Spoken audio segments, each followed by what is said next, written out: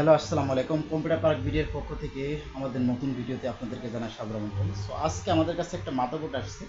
এটা হচ্ছে আপনার আসুসের 81M-E, অর্থাৎ 81E সিরিজের মাদারবোর্ড। এটা হচ্ছে আপনার ভার্সন হচ্ছে 1.03। এটার প্রবলেম হচ্ছে 12 ভোল্ট শর্ট। এই যে আপনার যে 12 ভোল্ট যে কানেক্টর আছে দেখতে পাচ্ছেন, এই কানেক্টর এটা হচ্ছে শর্ট। এটা খুলে দিলে মাদারবোর্ড পাওয়ার আসে, বাট এমনিতে নো পাওয়ার। এইটার প্রবলেমগুলো আমরা এখন সলভ করব।